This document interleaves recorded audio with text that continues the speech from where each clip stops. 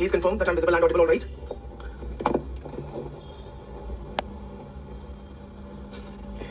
Chaliye, thank you for confirming. Now, a quick recap. In the last lecture, we had discussed what?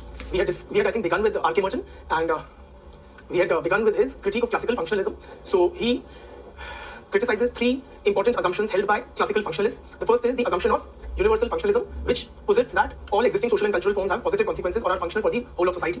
Merton challenges that assumption and suggests that instead any existing social and cultural forms may be functional, dysfunctional, or non-functional for different social groups. The second assumption that he challenges is the assumption of functional unity, which means that classical functionalists assume that different social institutions are all interrelated and interdependent, and corollary, a change in any one would have a cascading effect, resulting in changes in various other parts of the social system. Merton contends that this may be so in case of pre-modern societies, but modern societies have a high degree of structural differentiation, and therefore, in modern societies, various social institutions may function with a fair degree of autonomy. Therefore, a change in one may not necessarily be reflected in changes occurring in other social institutions. Thirdly, he questions the postulate of indispensability, wherein classical functionalists assume that, various social institutions which are performing certain very vital functions for the society, they are therefore indispensable.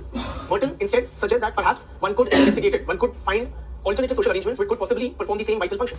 Right? Then we had discussed this concept of manifest and latent functions. Manifest functions are those positive consequences that are intended as well as recognized by the participants, while latent functions are those that are neither intended nor recognized. We had given the very standardized example, and it would be advisable that you give this example if not asked otherwise, of the OP Indian rain dance, where the manifest function is the occurrence of rain, but the latent function is the group solidarity, which is reinforced and strengthened. Then we talked about some bunkum about what is the significance of these concepts, that they challenge our notions of morality. They help the sociologists to move to beyond his own ethnocentric biases. What may otherwise appear as irrational, they may start making sense if you find the latent functions. They expand our horizons of sociological knowledge. They give us a deeper insight into the workings of the society than the layman's common sense understanding of it. Right? After which we had started discussing reference groups. Reference group is any social group which the individual uses to evaluate his own conduct, actions, behavior, and achievements. They may be, Merton suggested, they may be membership groups or non-membership groups. Both may be reference groups. When an individual chooses a non-membership group as a reference group, he undergoes what is known as anticipatory socialization, meaning a preparatory process wherein the individual adopts the norms and values of the non-membership group which he aspires to join, in order to kind of, in anticipation of joining it. We had discussed that anticipatory socialization may be functional for the individual undergoing it, in the sense it will facilitate him joining the group, and once he has joined it, it will facilitate or it will ease his adjustment within that new membership group. It may be dysfunctional if the norms and values of the non-membership group, which one is aspiring to join, clash with the norms and values of the one's membership group at present, in which case the individual may end up what Merton terms as a marginal man. Right? So I think that was pretty much it, what we had covered. Yeah, we'd also, I think, discussed the concept of relative deprivation, which means what? That individuals feel deprived or dissatisfied not with the absolute conditions. Okay, so if I lack money, if I lack resources, if I do not have rights, privileges, etc., that itself is not what motivates or spurs individuals to say action. Right? What matters more is relative deprivation. Relative deprivation meaning that individuals compare themselves to others, and in terms of the access to rights, objects, material well-being, etc., and that comparison is the source of a sense of dissatisfaction or deprivation. Right? So this is what we had discussed. Staying with reference group theory and relative deprivation, please note down. Let us do a bit more of relative deprivation. We had spoken about the American soldier, a study by the name of American soldier. Yes, so that is a classic example quoted by Merton himself, right, while discussing this concept. So in this, the married American soldiers, they felt deprived of in different ways, depending on who the reference group was. When the married American soldier compared himself with the married civilian friends he had, he felt deprived that he doesn't lead a normal life, in the sense he has to remain separated from his wife and children and so on and so forth. Right? So that marital bliss is what he would miss, companionship of his family members, right? Because that is something that his civilian married counterparts would enjoy, which he did not. And if he compared himself with his unmarried military comrades or whatever you want to call them, fellow officers, then he would feel deprived of the freedom which non-marriage entails. Yes, 2-4. Right. Chaliye. So the point is, friends, the underlying aspect of this concept of relative deprivation is that individuals experience deprivation only when they compare their own situation to others.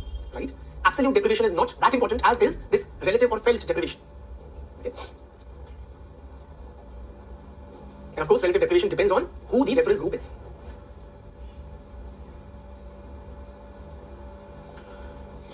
Ransi man. Just to clarify, when we are discussing this concept of relative deprivation, we are not suggesting that absolute deprivation does not exist. Of course it does. Okay, absolute deprivation exists. So many people would be, suffering from real material deprivations of the most wretched kind. The point that this concept of relative deprivation highlights is that what hurts is not absolute deprivation. If I am poor and all around me are poor, then does poverty hurt? No. But when I am poor and I see the riches of some around me, that is what hurts. Okay, so it is always relative deprivation, which is in that sense more of a, it stimulates people to action, for example, into social movements. A very pertinent point, social media has increased relative deprivation, right? So all of us on websites like Facebook or LinkedIn, we feel that the other guys doing, those guys like my friends, my relatives, everybody's having a gala time. Okay, so everybody's putting out their best holiday pictures, and somewhere has a child has been born and I'm still stuck preparing for this forsaken exam, knowing not what will happen.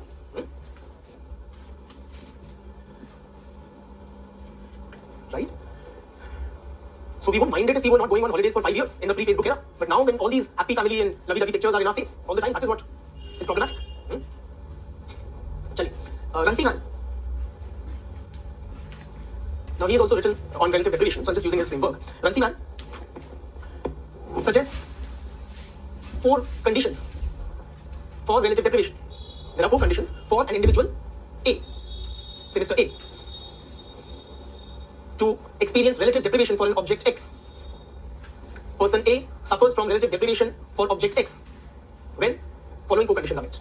First, it is much obvious, A does not have X. So I can feel deprived only of those things which I do not possess or have. A does not have X. Secondly, A wants to have X. A wants to have X. So there is an interest.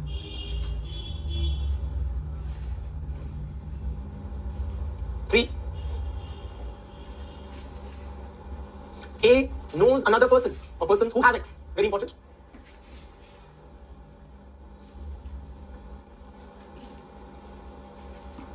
And D, A believes that obtaining X is realistically possible. So you will feel deprived of a thing when you don't have it, you want to have it, you know others who have it, and you think that obtaining it is realistically, is in the realm of possibility for you given your circumstances.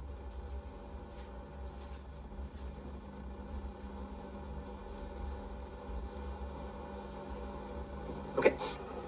Coming back to the concept of reference groups. And you can apply this framework to so many situations. Is realistically possible. I repeat, A believes that obtaining X is realistically possible. If these 4 conditions are met, the individual A will suffer or experience relative deprivation for object X. For example, whether you and how strongly you feel relative deprivation, say, vis-a-vis the a seat in the civil services. Apply this. Do you have a seat in the civil services already? No. Right? So the first condition is fulfilled. Do you want a seat in the civil services?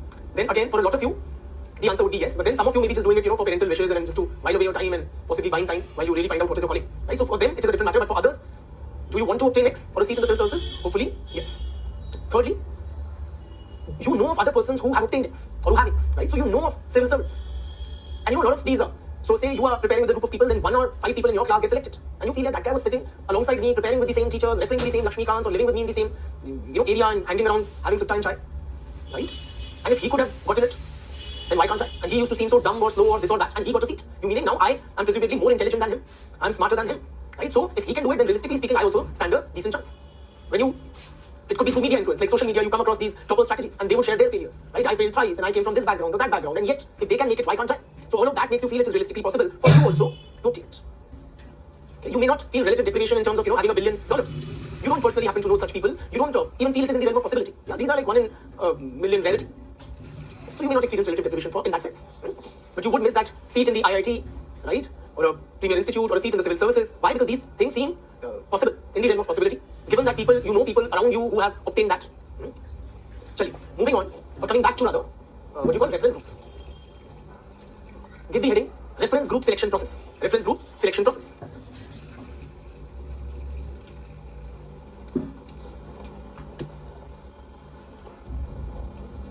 Tell me, friends, we have all had several reference groups in our lives. Does an individual have only one reference group or several? The reference group or that group which for you is a reference group, has it remained the same throughout your life or has it changed? Were IS officers a reference group for you since childhood? No, for most of you. Who were your reference group in childhood? Army personnel, board toppers, family members, police, teachers. Please don't name individuals, okay? So you were saying Sachin Tendulkar, he may be a role model. A Sachin Tendulkar may be, when an individual is your point of reference, you may call him role model, or there's a related term, reference individual. Okay, what we are discussing is the concept of reference groups. So it is like Sachin Tendulkar may be your role model, but cricketers are your reference group, right? Also, let us try to appreciate the difference between these two. Merton actually distinguishes between these two. Role model is a much more popular concept in public discourse. Role model means that you look up to that guy in a particular narrow domain, right? The same person who's at a moment for you a role model. So Sachin Tendulkar may be a role model for you in terms of his cricketing prowess, abilities, right? That I want to be a cricketer with that kind of ability, skill, talent, whatever. But he may become a reference individual for you, meaning that not just for that narrow scope, not just for his cricketing abilities, you look up to that guy and try to emulate him in various aspects of his life. So not just you want to play cricket like Tendulkar, but you also possibly want to smile like Tendulkar, or act like Tendulkar, or achieve a Bharat Ratna like Tendulkar. In that case, he becomes or make money like Tendulkar. In that case, he becomes a reference individual, right? So role model would be a narrower concept. A broader concept would be reference individual. When it is a single person that who's the point of reference or who's the point of emulation, the object of emulation. When it is a group of people, then it is known as a reference group. So Tendulkar may be a role model or a reference individual, while cricketers may be your reference group. So for a lot of children during younger years, cricketers are a reference group. Absolutely. So point is, friends, we all have had numerous reference groups in our lives, right? In childhood, possibly it was somebody else, then in adolescence, somebody else, now somebody else, possibly some others 10, 20, 30 years down the line. Now,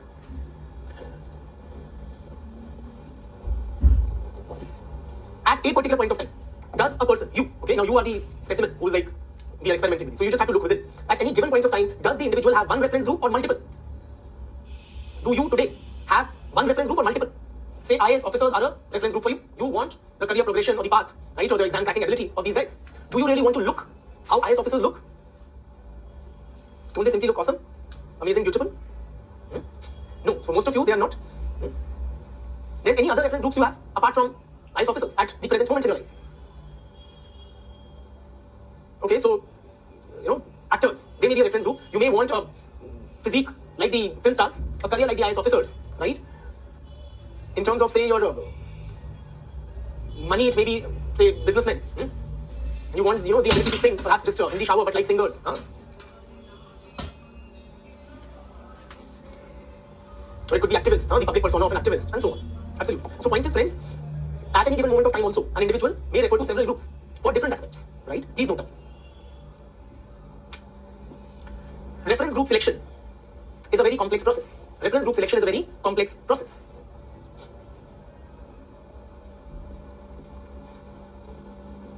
An individual chooses different reference groups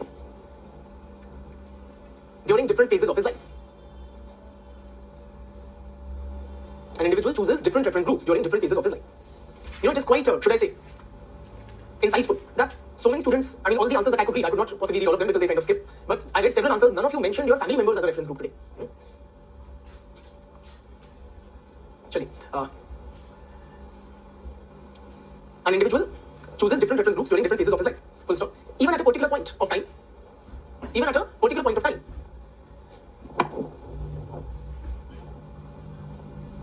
One may have different reference groups.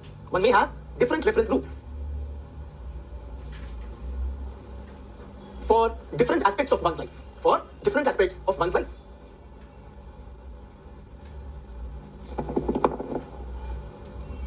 Also appreciate, friends, now these different groups of which we take as our reference group. So say one reference group for you is IAS officers, and then another one is, say, gym trainers, you want a body like them. Another one is, say, models, right? You want like a face like them, or looks like them, and so on. Another maybe family, right? So you want the kind of emotional support, or you want to be in some ways a person like your parents or family members, nurturing, caring, whatever. These may be different reference groups for a civil services aspirant at a particular point of time. Okay, your friends, maybe a reference group for certain aspects, right? You're like too impressed with their, how they, say, deal with the opposite sex or something.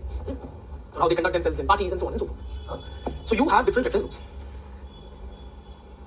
Now, oftentimes what happens, friends, these different reference groups, they may make conflicting demands on the individual. Yes or no? For example, when these are your reference group, they would demand that you devote your time to studies, preparing for the examination, maintain a very regimented kind of a schedule for, it's like a years long tapasya. With full devotion, you have to be dedicated to the task of clearing the exam. And then your friends would call you up that, brother, let's go for this or that. Let's relive our old times. Yes or no? Let's just hang around. They are making a different demand. Now, these are conflicting in the sense if you do too much of hanging out with these guys, you're quite likely to. These may expect you to devote time to your sister's marriage preparations, and so on. This will require that you spend several hours in the gym if you want a body like the gym trainers. Now, if you end up spending too much time in the gym, it will somewhere affect your chances of clearing the exam. So, what do we do as individuals? Tell me practically, what do you do? You also have many reference groups. Do you kind of reject some for others or what? Or do you try to balance out, kind of treat that difficult path by balancing the seemingly conflicting demands of the different reference groups? So we mostly try to balance out, somewhere prioritize, but then, we'll say, okay, for the next 2 years, I'll focus on this thing. And I may not, care for my looks so much during this period. Anyways, who's going to see me? I'm totally off social media and everything, right? But then at the back of my mind, I have it that once I do this, then I want to be in the, all across, flashing across the papers like that beautiful IAS couple. Or the film stars. But I would go to the gym every day, religiously for 1 hour, rest of the time would go for IAS preparation. Something of the sort, right? So the individual does not necessarily outrightly reject the, some reference groups in order to kind of follow the norms and values of another. They often try to balance these competing demands. Please write down. Different reference groups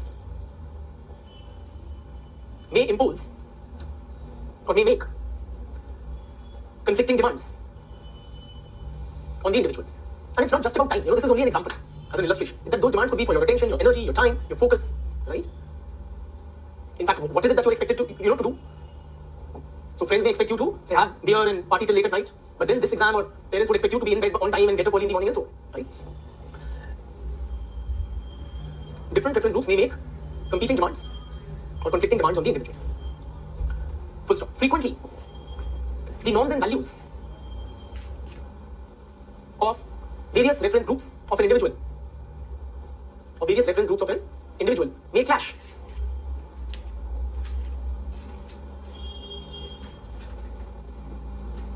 Full stop. The individual, in response, tries to balance or compartmentalize these expectations. Right? So we are pretty clear in our head that we want the career progression or the power of an IAS officer, not the looks. For looks, these are my guys, or these are my guys. Guys as in my reference group.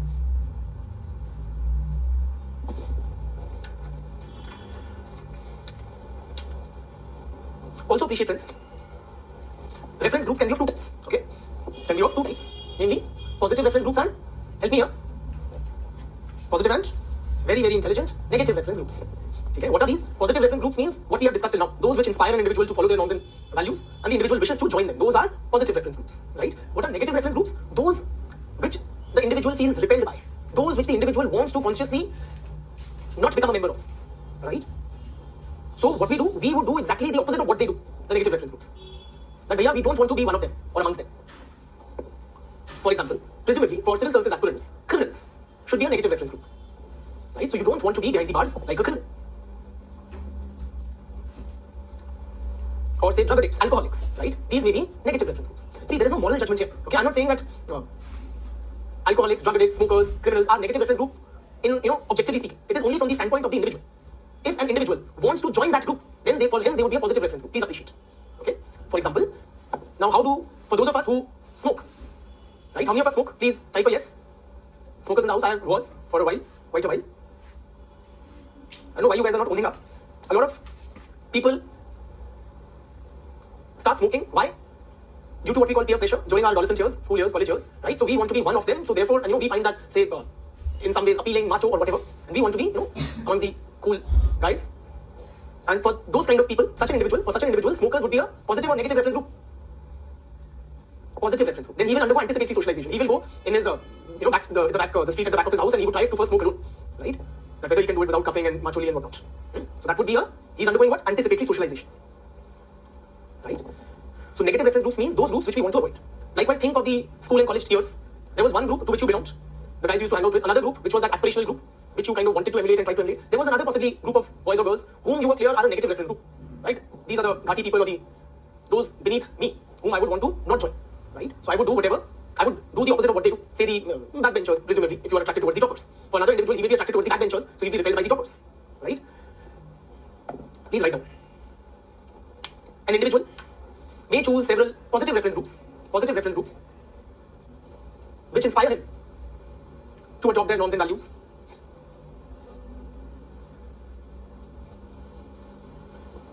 Full stop. He may also use some other social groups. As negative reference groups. Dash. The individual develops counter norms, using them as a point of reference, and seeks to avoid their membership.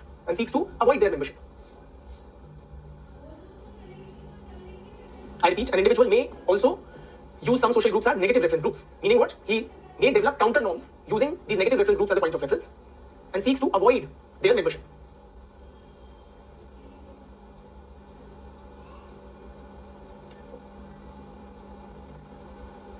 Okay? Now friends, finally, tell me, why do we choose non-membership groups as a reference group? Why are non-membership groups chosen as reference groups? All of it is so uncertain. you first have to undergo anticipatory socialization. There is no guarantee that you will be able to join them. You may even end up antagonizing your existing membership group and end up as a marginal man. Instead, why don't we individuals simply adhere to the norms and values of our membership groups? Why do we make our lives so much more complex? By using non-membership groups as reference groups.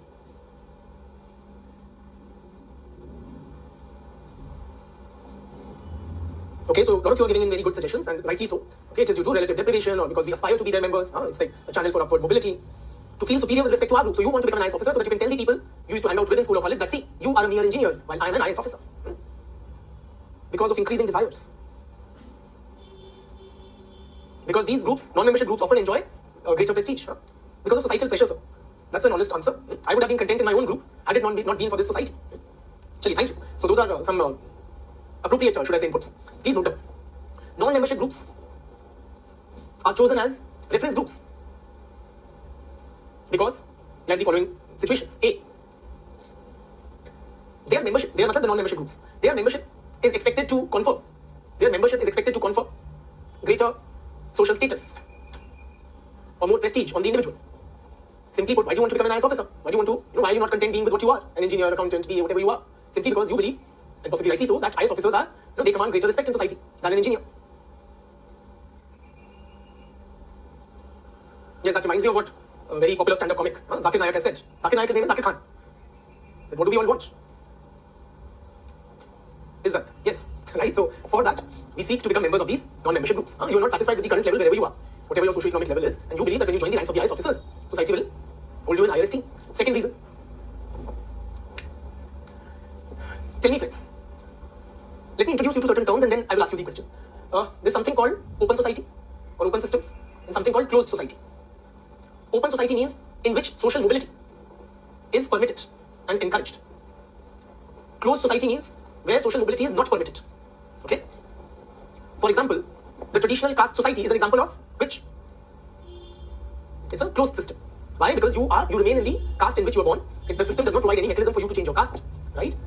In contrast, modern industrial society characterized by class is considered an open system. Class society or modern industrial society is considered as an open system. Why? Because in that framework, society suggests that irrespective of where you were born, you can reach greater heights. Now, tell me, in which of these two societies are non-membership groups more likely to be chosen as a reference group? I repeat, non-membership groups are more likely to be chosen as reference groups in open society or closed society. Think and tell. That is very heartening. Most of you have your minds working correctly. It is in open society that non-membership groups are more likely to be chosen as reference groups. Why? The reason is obvious. Because in this case, the society itself encourages people to think beyond their present station in life. So what if you are a poor person? You can become middle class or rich through hard work, determination. Society also provides avenues, opportunities, mechanisms to attain those greater heights. While here the system itself says no. It does not encourage, does not provide any avenues for one to change one's, or attain social mobility. So please note down that non-membership groups are more likely to be chosen as reference groups in open societies than in closed societies. In open societies than in closed societies. Thirdly, friends, another reason. Please appreciate the individual, okay? Each of us, every individual, we are quite clearly aware of the norms and values, the expectations, the lifestyle of which groups are membership groups or non-membership groups. Of our membership groups, it is but obvious, since we are already a part of them, since we've possibly spent several years being a part of them, we are quite clearly aware of what being a member of that group entails. But we are not that clear about the norms and values of the non-membership groups. Because we are not members, we can't be really sure of what membership or life in that group means. We only have an outside third-person account of view, right? For example, as a teacher, I am fully aware, since I've been a teacher for more than a decade now, I'm fully aware what is the, what is expected of me, what kind of social rewards in terms of prestige or money, social status, power can I expect being a teacher, right? What are the demands or how much, hard work am I expected to put in, what kind of a life I would have. Everything I am out and out aware of, or pretty much aware of. But I have no clue what being a film star is all about. So I find that very appealing, very attractive. God, they have all the money and the fame and the this or that. Simply put, friends, there's a saying in Hindi, दूर के ढोल सुहागने लगते हैं.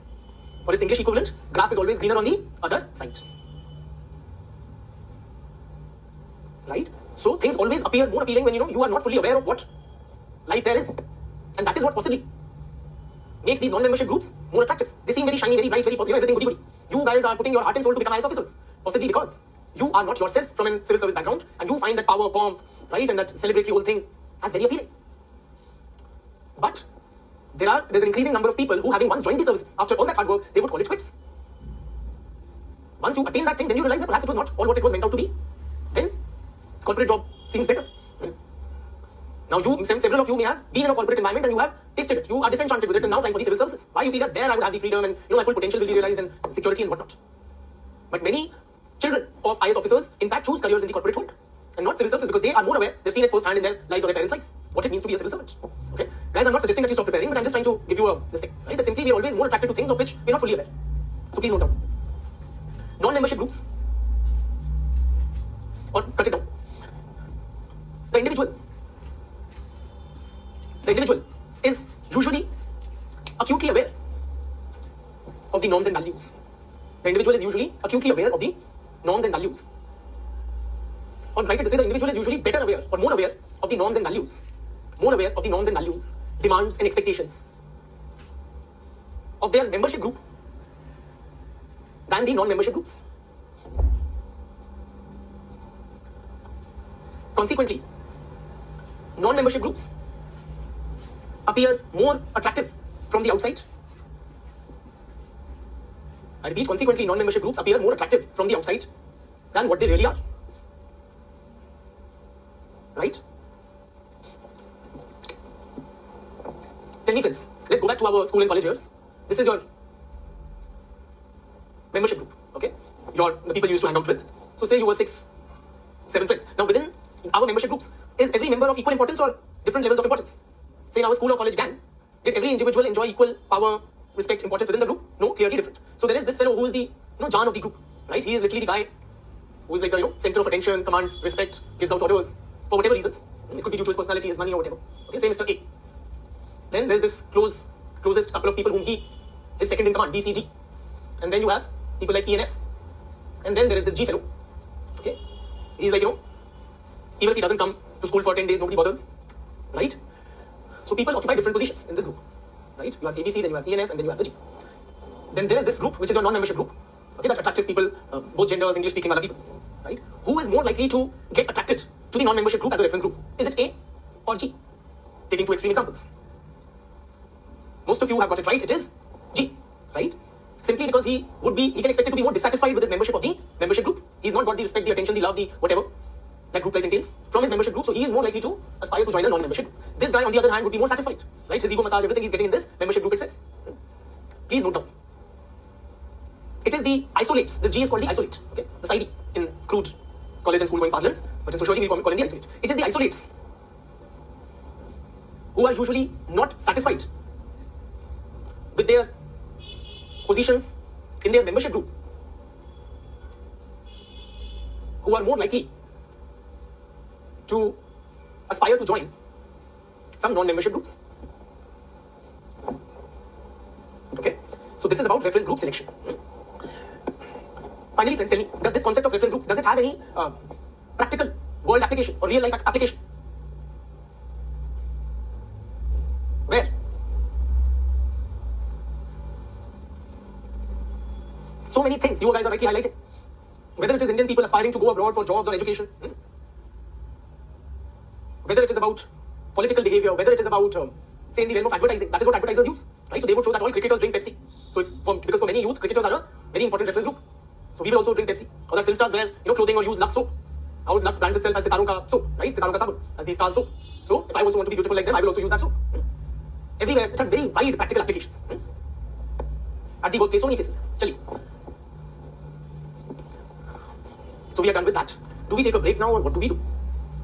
Chali, let us take a break in a while. Let us begin the next topic, which is conformity and deviance. Conformity and deviance.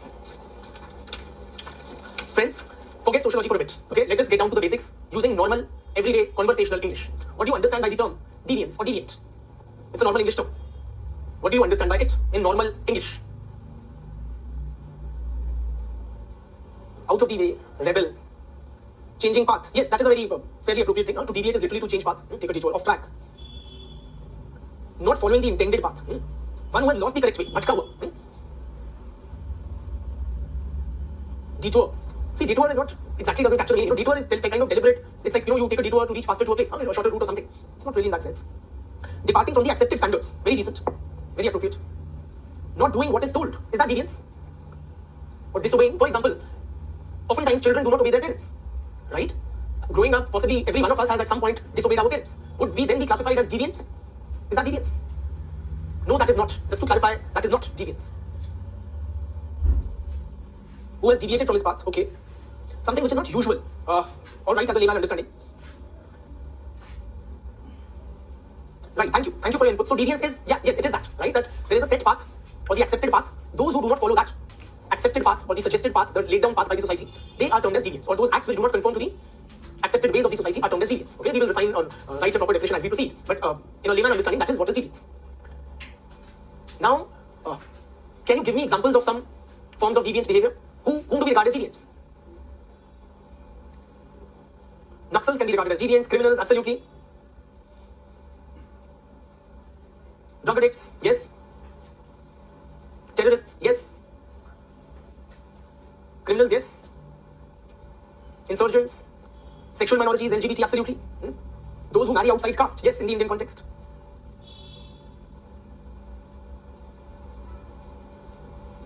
All right. So these, all the ones which I mentioned, these are kind of popularly studied or popularly regarded as different forms of deviance. Please write down. Now let us try to develop this concept somewhat more sociologically. It is what we discussed. Okay. Before you write down, it is what not conforming to the norms and values of the society. Okay. In layman terms, that is what is deviance. Please write down. Deviance refers to those acts which do not conform to the norms and values of the society. Deviance refers to those acts which do not conform to the norms and values of the society. This definition is not yet complete. Okay. So just leave some space. Point is, friends, now I want you to think over, do all acts which do not conform to the norms and values of society, will they be termed as deviant? For example, why I say that? There are, because norms are very, very specific. There are norms governing the dress of a middle-class male, middle-aged teacher in an urban classroom environment. What are those norms for dress? Formal shirt, formal pants, formal leather shoes, right? These are the dress norms for a middle-class male teacher. Now, if you come across a middle-class, middle-aged male teacher who, instead of formal shoes, wears sneakers in the classroom, would he be termed a deviant by the society or not? Forget the subject, forget the discipline. Tell me intuitively. Will a teacher whom the norms lay down should wear formal shoes, if he wears, what do you call sneakers, will he be branded a deviant? Most of us would not brand him a deviant. Now, the next day the teacher wears leather sandals to the classroom. Does he become a deviant? Are leather sandals okay? You're saying no? That also doesn't. The next day, the male middle-aged teacher wears sandals, a woman's sandals, to the classroom. Is he a deviant? Now it is an emphatic yes. So, what we are trying to understand here, in all these cases, whether he's wearing, leather chappals or bathroom slippers or sneakers or lady sandals, in all these cases, he's not conforming to the norms of dress. The norms state that it should be formal shoes. Why is it that a couple of these are not termed as deviant, but wearing a female footwear is clearly deviant? What is it that distinguishes between them? Because all of them are not, strictly speaking, not conforming to the norms of the society.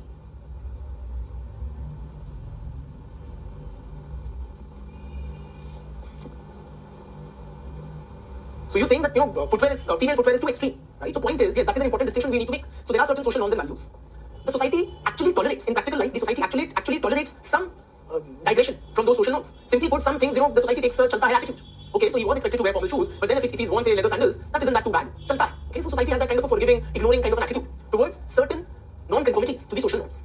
But then again, those acts which not only not conform to the social norms, but they actually invite the wrath of the society. In other words, the society, they are so unacceptable to the society that society will impose certain negative sanctions or will somehow try to punish the individual.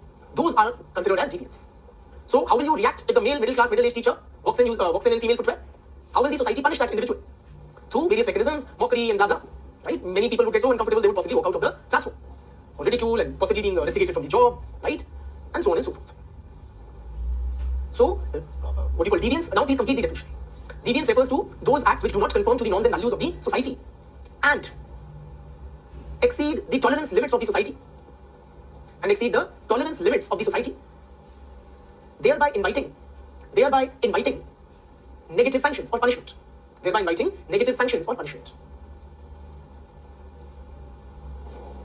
While trying to define deviance, friends, please appreciate, there can be a broader definition. A broader definition would mean what?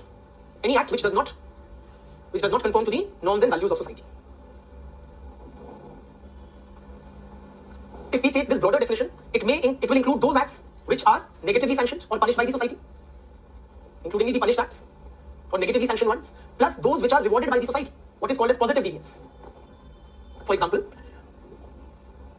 brilliant scientists, Olympic gold medalists, right? Those who are like super achievers in different fields. They are also not as per the norm. Okay, the bar for the norm is set much lower. When these people excel in a particular realm, okay, they are kind of also digressing from the social norm. But they are rewarded by the society. They are celebrated. They are put on a pedestal, given greater respect, honors, awards.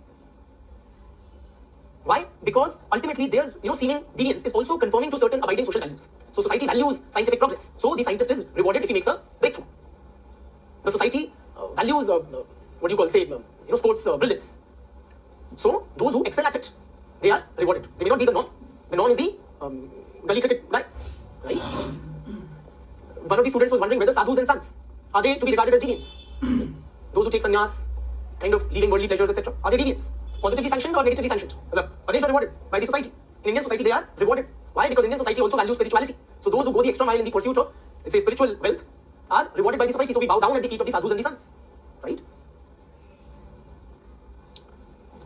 And also those acts which are, to which the society is indifferent, like that professor who wears bathroom slippers or leather chappals to the classroom. The society would neither this thing, nor punish, nor reward, but ignore. Okay, it's par for the course.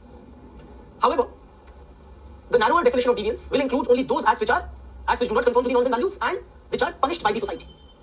So they are condemned by the society, or they are disapproved by the society, and they cross the tolerance limits of the society to kind of entice the society to impose negative sanctions.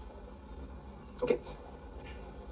For example, Marshall Kinnaird, okay, he is of the opinion that we should confine the use of the term deviance to only the negatively sanctioned acts, okay, which do not conform to the social norms and values.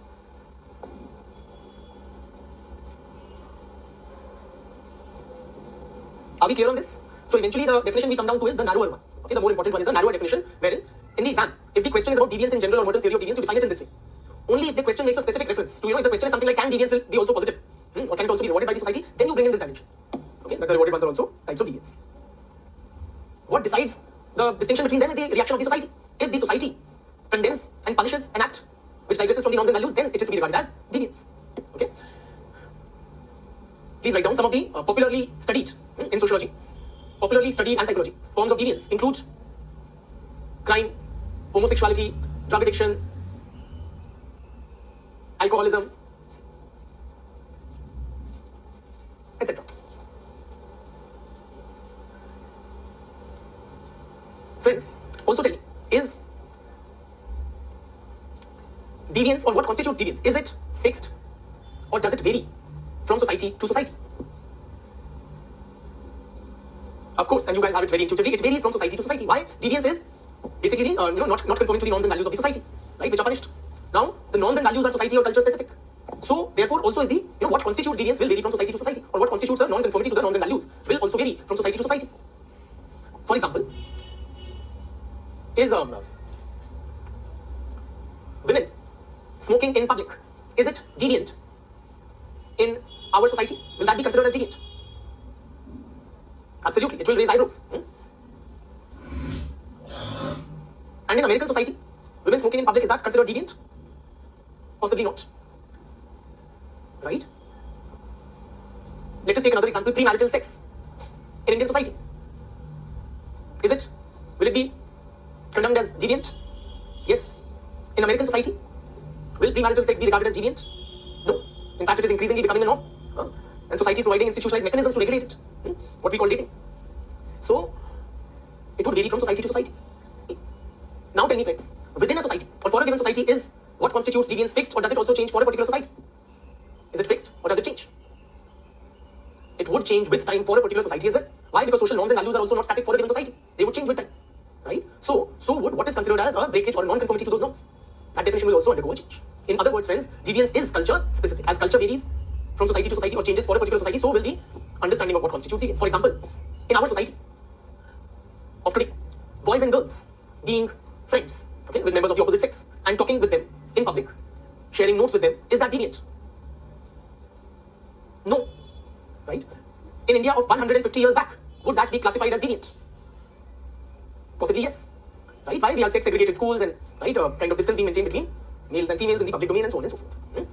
So, what is deviant for a particular society would also change with time, right? So point is, friends, deviance is not a static concept, it is dynamic. It is culture specific. Now tell me, friends, is it a statistical phenomenon? Anything that a numerical minority does is deviance, and that which a numerical majority does is the norm. Is that a correct statement to make? If the majority is doing something, numerical majority, and fewer people are doing or have some other type or feature or characteristic, can we say the numerical minority are deviant? The answer is no. It is not just about statistics. Please appreciate. For example, in our society, in fact in most societies, there are fewer left-handed people than right-handed people. But do we brand left-handed people as deviants? Would you consider, in the normal, usual sense, left-handed persons as deviants?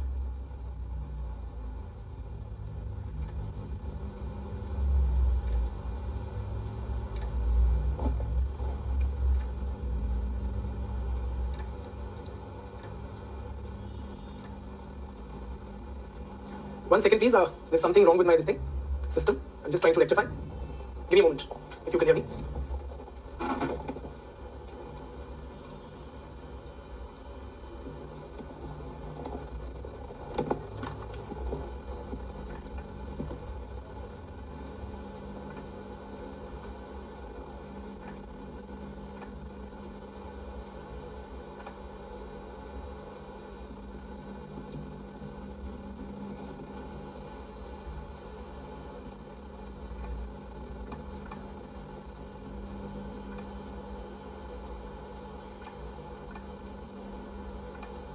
So you guys are rightly suggesting that left-handedness is not a form of deviance. So point is, friends, it's not about the numbers. It is more about the societal reaction. Okay, those acts which are condemned by the society are considered as deviant. Okay, there are several things which a minority may do, which may a numerical minority which may not be considered as deviant. Chali.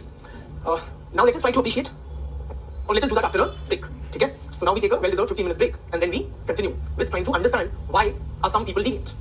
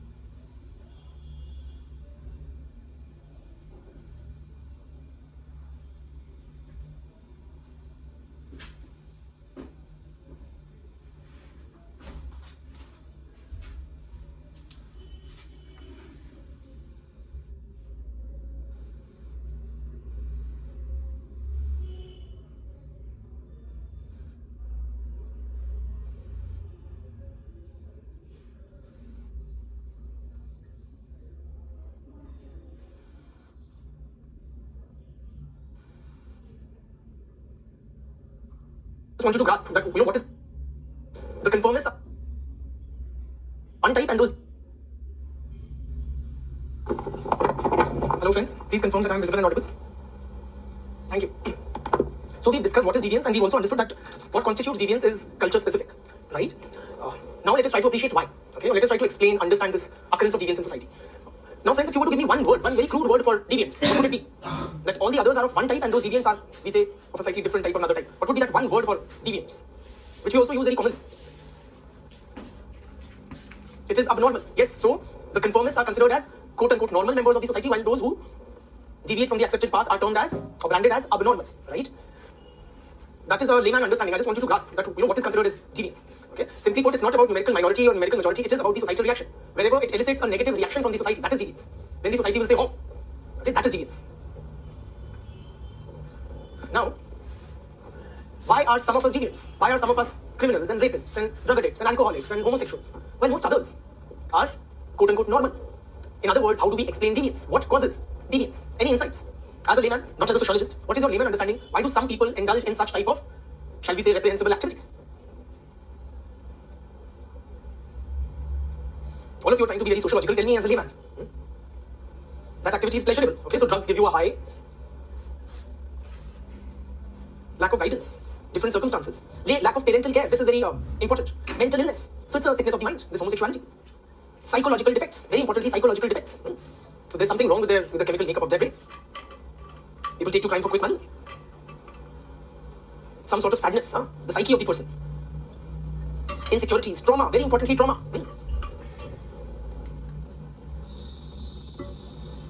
Failure in life. People become deviant for attention. The urge to be different. It's their second nature. Revenge, curiosity. For example, in terms of, say, sexual deviances, it may be driven out of curiosity. Chaliye, thank you. Yes, friends, so deviance, various forms of deviance have been studied for long, and two types of theories have caught the imagination of the academic circles. One are, physiological theories of deviance, or physiological explanations of deviance. So what do physiological theories say? Physiological theories basically explain deviance as resulting out of some sort of physiological anomaly or defect in the deviant individual. Some sort of a biological defect or is resulting in deviant behavior. It could be a genetic defect or some sort of a hormonal imbalance, etc. Okay, this is what physiological explanations of deviance suggest. For instance, friends, there was a scholar by the name of Lombroso. He suggested that, criminals, they have a different kind of a physiological makeup. Simply put, some people are genetically predisposed to commit crimes. That is why you have these notions of, born criminal. Some people are genetically made up or more predisposed to commit crimes. Also, those who have such a genetic makeup, right, their physiological anomaly also manifests in some bodily defect. So those who are criminals or potential criminals typically have some telltale signs or bodily defects which set them apart from others, from the normal law-abiding people, such as they may have an extra body part, like an extra finger or an extra nipple, or they may have very long ears or a very big skull.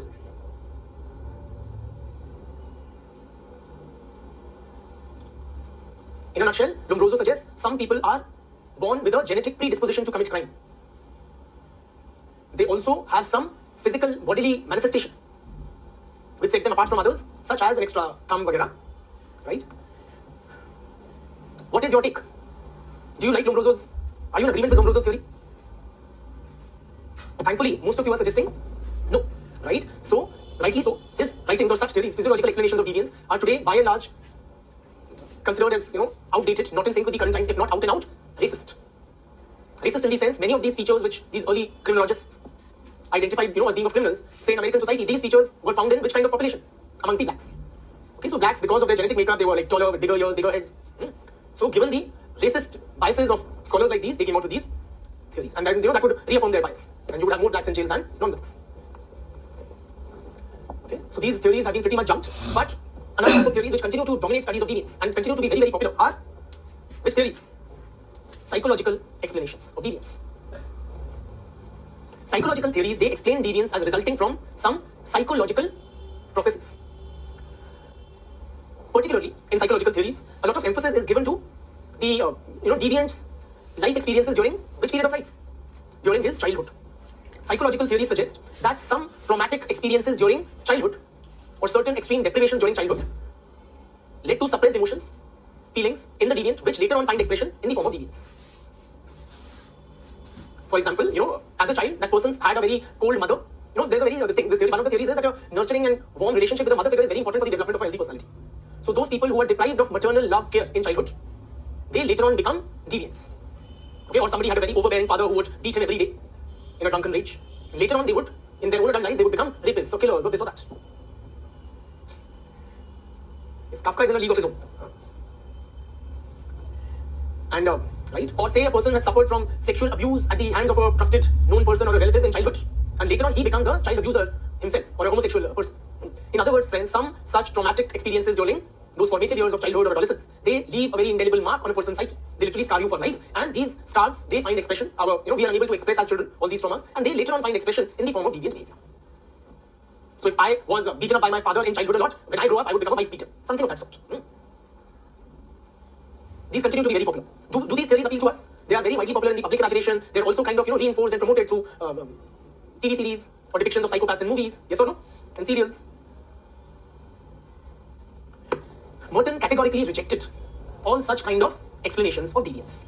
Instead, Merton proposed a which theory? Of course, sociological explanation of deviance.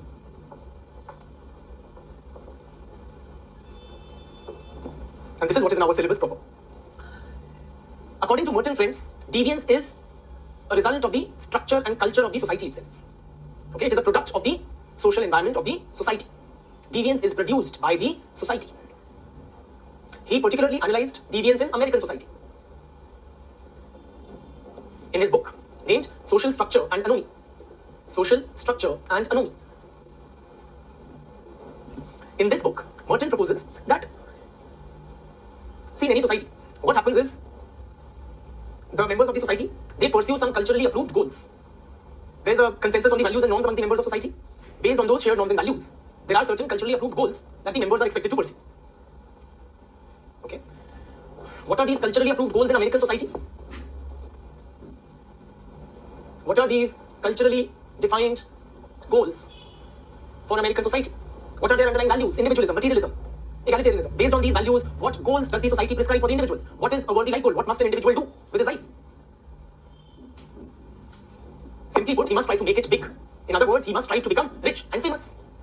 Acquisition of material wealth, right? Economic productivity. These are the legitimate life goals for the typical American, or these are the culturally defined goals provided by the American culture to the American people. Okay. So you want money and fame, etc., right? Or material success simply. Material success. The society also provides certain institutionalized means to achieve these goals. In other words, the society specifies certain ways through which the individual members can attain these goals. How? What does the society tell you? How should you become rich and famous?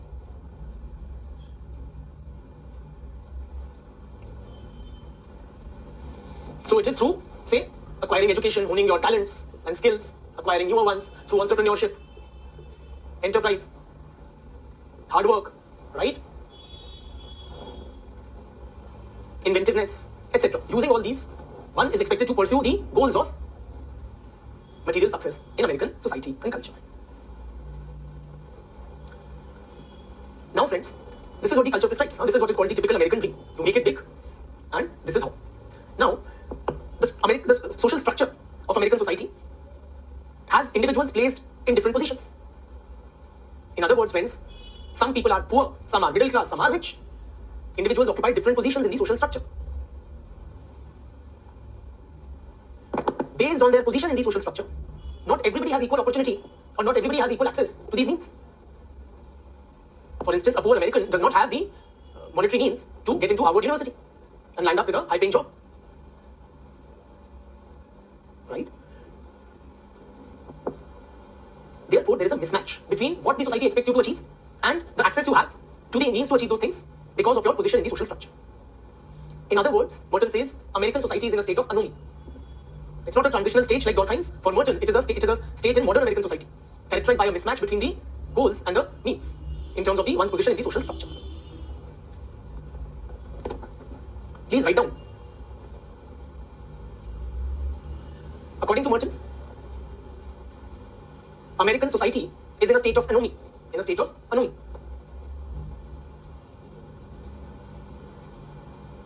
Full stop. Anomy is a situation. Anomy is a situation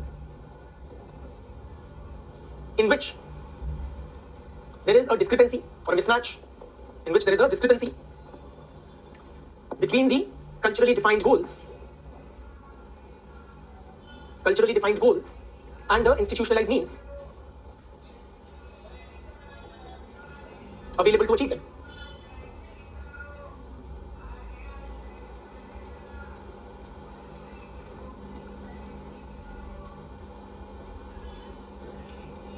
Full stop. Not all people, not all Americans have equal access to the institutionalized means.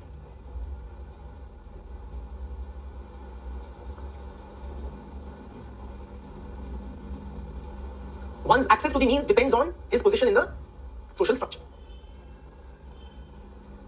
One's access to the means depends on his position in the social structure.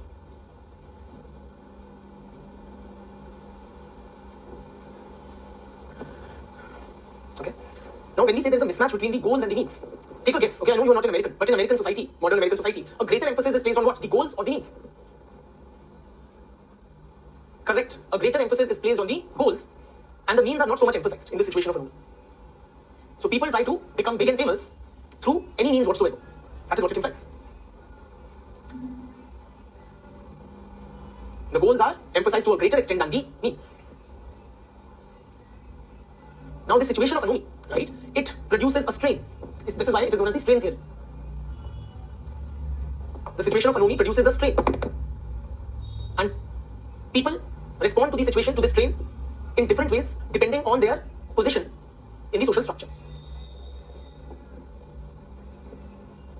So there's a lot of tensions and strains which are developed because of this continuous striving for becoming big and famous. And people respond in different ways to the situation of anomie.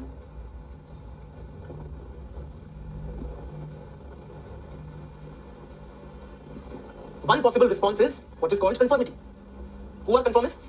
Those who pursue the culturally defined goals using the institutionalized means. They are known as conformists. So the typical American fellow, acquiring a higher education degree, taking a loan for it so that he can get a high-flying job and make it big in life. Pursuing the American dream in all sincerity, using all the available means. That's the conformist response. Various other responses which he talks about, they are non-conformist or they are deviant responses. Another possible response is what Merton terms as innovation. Don't consider it in the sense of science and technological innovation. Innovation means a response wherein the individual tries to achieve the culturally defined goals but does not conform to the institutionalized needs. So he innovates in the sense he devises new ways to achieve the culturally approved goals. In other words, those who try to become rich and famous through illegal means, such as say bank robbers or robbers in general, right? Which segment of the population is more likely to innovate? Correct? It is the lower class, members of the lower class who are more likely to innovate. Reason being that the channels of attaining the legitimate channels are blocked for them, right? They cannot afford to go to a Harvard or a Princeton and then land a well-paying job. So given that, or since the institutionalized means are not available to them, they are quite likely to, or they are more likely to reject those and adopt some novel methods to become rich. A third possible response is ritualism. Ritualists are who? They are those who do not conform to the culturally defined goal, but they continue to adhere to the institutionalized means. Now, this is rather a very peculiar response, one would guess. The means by definition, they are a means to an end. So one pursues the means in order to attain the end. Why would these guys, if they are not pursuing the goal, why would they continue to follow the means? It is almost like a mindless and slavish adherence to the path, without or having given up on the desire to attain the end objective. For example, friends, Merton gives the example of a typical low-level bureaucrat, the lower middle class. Okay, members of the lower middle class are more likely to adopt this kind of a response. For example, a low-level bureaucrat. Low-level bureaucrats, they have given up on the American dream. They have given up on all hope of making it big in life, that I'll be rich and famous one day. Why? Because they are stuck in such dead-end jobs, right? But they continue to adhere to the means. That is why it's called ritualism. Like a daily ritual, something you do mindlessly day in and day out. It's like, one can say we brush. Brushing is a daily ritual. We don't apply a lot of thought to it, right? We don't do it necessarily to have clean teeth, but just because it's a part of a daily routine. So it is like a reflex response. So these guys have very strongly internalized the institutionalized means. So they would do everything as per the expectations of the society without having any hope of making it big in life. Right? This is known as ritualism. They are also deviants. Why? Because though they are adhering to the means, but they have given up on the goals. So they are also deviant in that sense.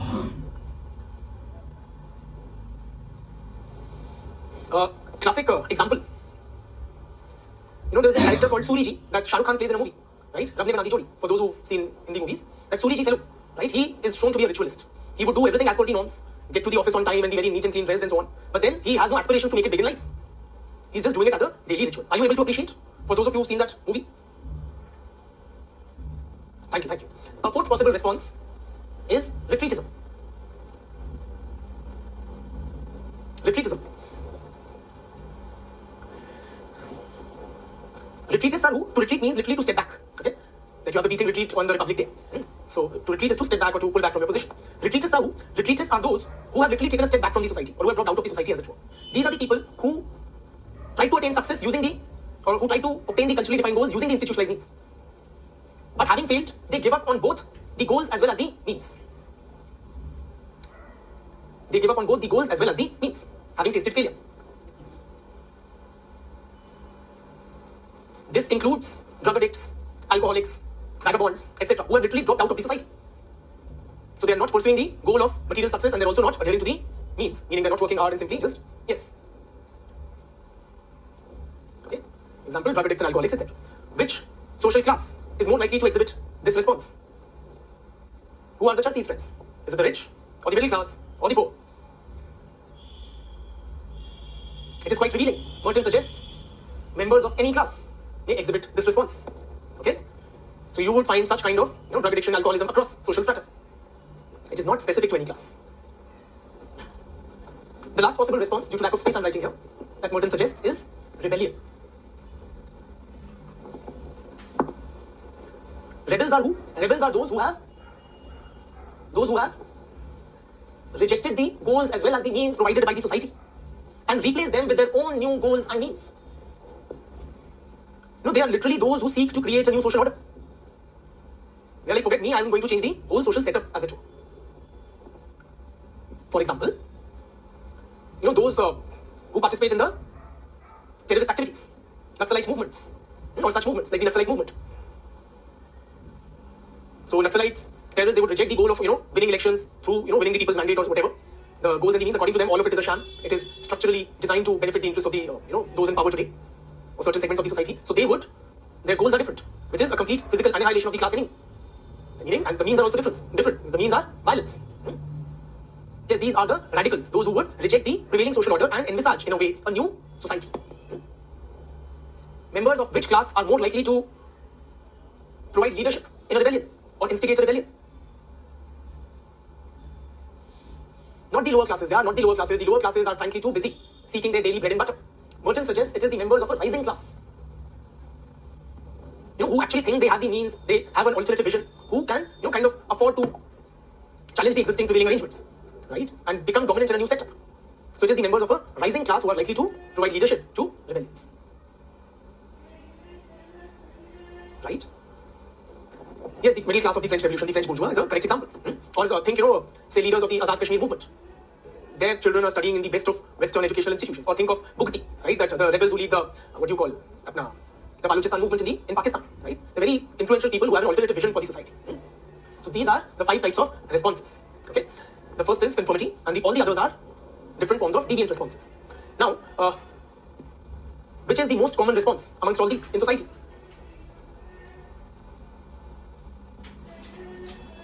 You're saying that conformity is the most common response. Let me modify the question. Which is the most common response amongst the lower class? Which is the most common response amongst the lower class? The working class. Again, it is conformity. Please appreciate. Conformity is by far the most common response in society. Most people are conformists, right? They're trying to achieve the socially mandated or the culturally mandated goals using the institutionally provided means. Even among the lower class, right? So all poor people are not chorachakkas, are not criminals, bandits, dacoits, and robbers. Some of them. What it means here is that members of the lower class are more likely to innovate. Not that almost members of the lower class are innovators. Okay? It only means that they are more likely to innovate.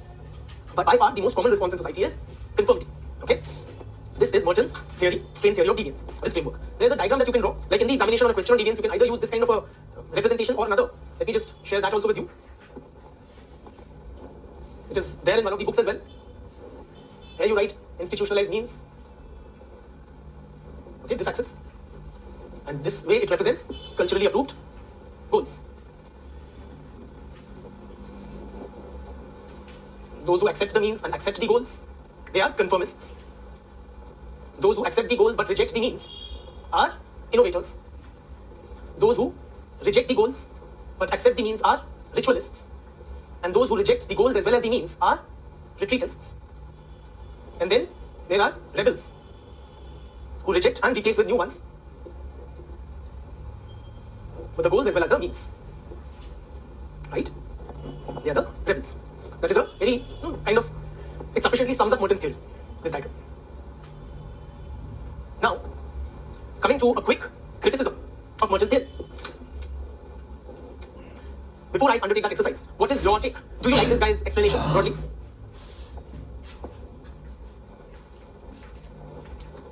Don't be yes men. The idea is we have to criticize him. So find faults with his theory or find reasons to disagree with him.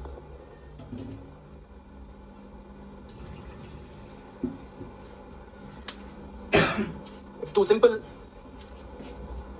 It cannot explain every case. It is more reasonable than the previous theories, but it is not totally reliable. It ignores individual aspects. Not empirical. Different for different people. It cannot explain deviance of all sorts. Yes. Thank you for your inputs, friends. Please note down. some of the criticisms of Merton's theory.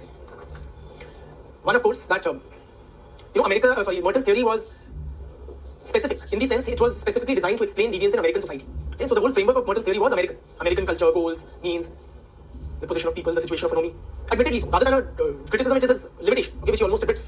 Point is that his theory was designed to explain deviance in a particular socio-cultural context, which is the American society. But UPSC, who can stop them? They have asked you to apply Merton's theory to explain XYZ or ABC in Indian society. They would do that, and you would have to make that, kind of leap of faith. So first, should I say limitation is that it is specific to the study of deviance in American society. It does not have, very universal kind of an application. Another criticism is that this theory cannot explain non-utilitarian crime.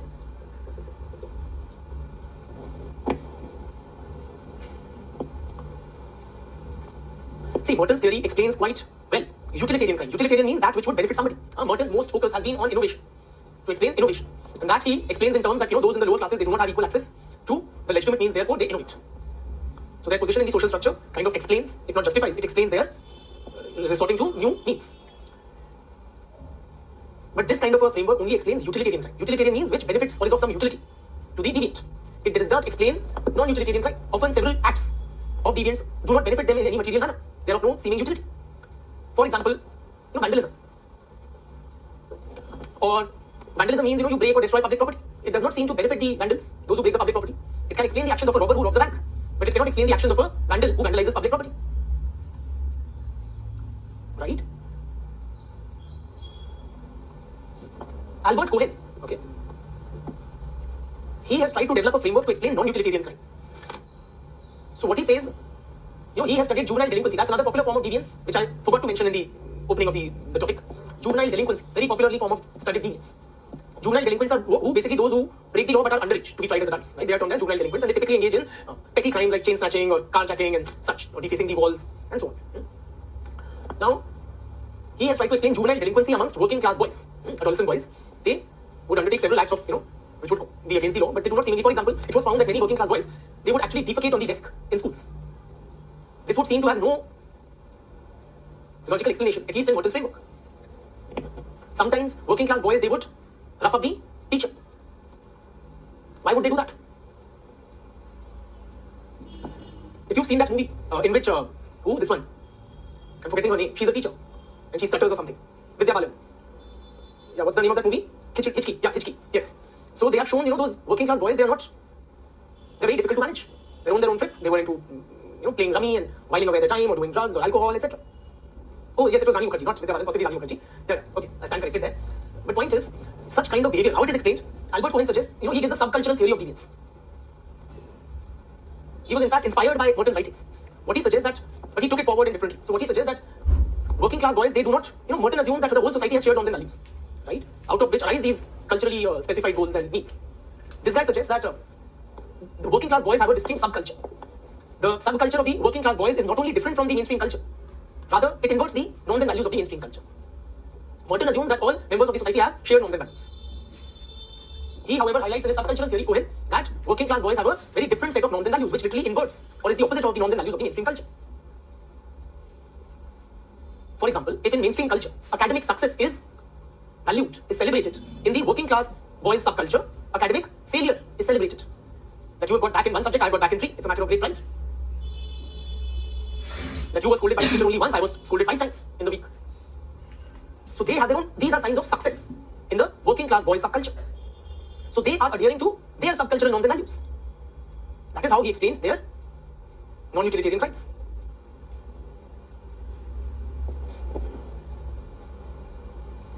So if they were vandalizing, say, a bus or school property, these were taken as signs of success, as defiance of authority, as a reflection of budding masculinity, and so on. So their goals, their norms, their values, their ends are all quite different from the mainstream society. Something which Merton rejects or kind of, he glosses over in his theory.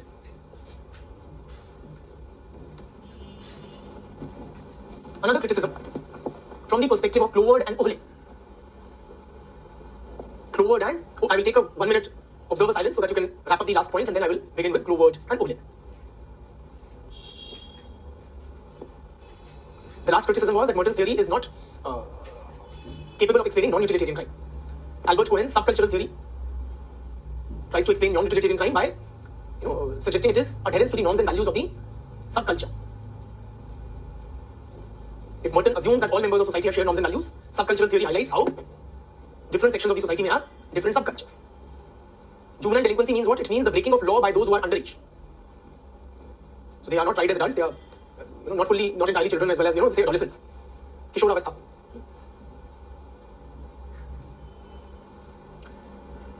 So petty crimes by these juvenile delinquents. Why do they take place? We are trying to explain here. Chali, moving on to Clover and Olin. What they say, there are two types of opportunity structures. Okay. One is the legitimate opportunity structure. Two types of opportunity structures. Legitimate and illegitimate. What is legitimate opportunity structure? Legitimate opportunity structure means those avenues or means through which a person can attain success through social approval or with social approval. Okay. What Merton terms as the institutionalized means. They are the legitimate opportunity structure in their parlance, in their language. Okay, so socially approved institutionalized means are the legitimate opportunity structure. So Clover and Olin suggest that Merton's theory takes into account legitimate opportunity structure, but does not take into account the illegitimate opportunity structure, which is also very important to explain deviance fully. What is illegitimate opportunity structure? The opportunity to become successful through illegitimate means is also not equal for all people.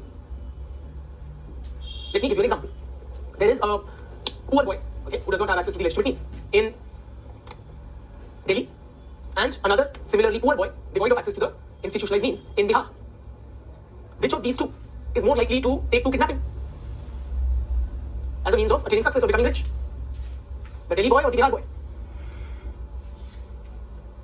It is the Bihar boy. Why? Because in Bihar there is a very thriving, well-organized kidnapping industry which is absent in Delhi. So that Bihar boy will have access to the illegitimate opportunity structure better. He will find people who will train him into the skills of, or imbue him with skills required for kidnapping. The police will be more liable in Bihar. He will be able to get a katta more easily in Bihar, right? Or the illegal weapons required, and so on and so forth. Relatively, the situation in Delhi is not as conducive for kidnapping. Let us take another example. There is another poor person, failure in life in wherever. One in, say, Ghaziabad, in the outskirts of Delhi, and the other in Punjab. Both have failed in life. Which of them is more likely to end up as a drug addict? So all of us know that Urta Punjab. So the fellow in Punjab, he is more likely to take to drugs because he has better access to the illegitimate opportunity structure. Right? So drugs are relatively much more easily, cheaply available in Punjab, and so on and so forth. So point is, friends, people have differential access not only to the legitimate opportunity structure, but also to the illegitimate opportunity structure. Likewise, if you want to become a bhai, a don, underworld don, which place is the most conducive? Bangalore or Mumbai? It is Mumbai, right? So what kind of deviance one exhibits also greatly depends on access to the illegitimate opportunity structure, right?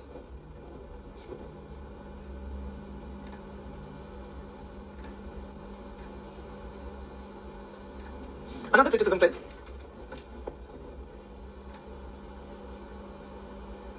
Another criticism from the Marxist perspective.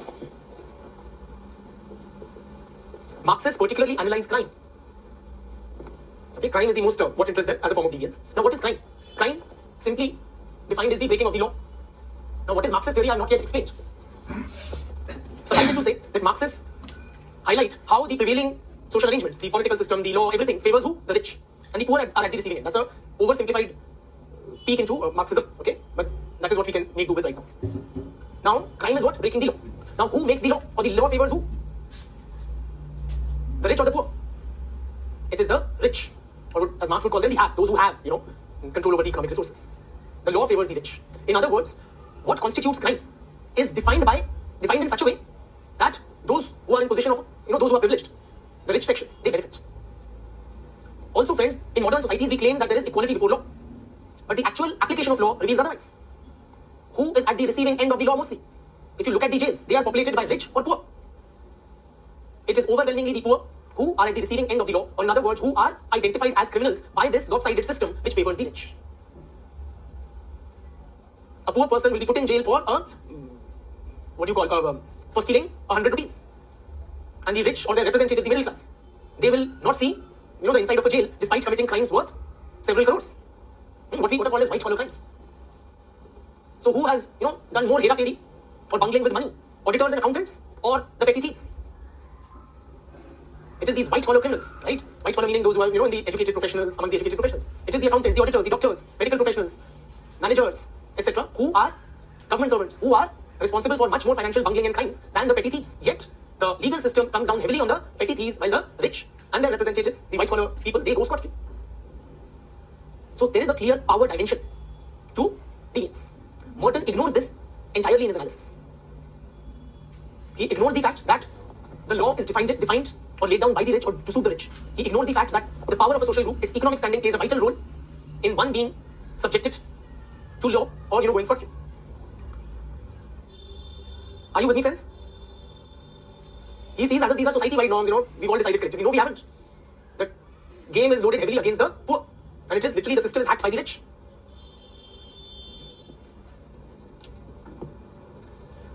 Lastly, Merton has given a purely sociological theory of deviance. However, critics allege that individual level factors cannot be entirely ignored. So it may explain why members of the lower class take to innovation. But then, not all lower class people innovate. Some from amongst them do. What explains that? Merton or his theory fails to explain.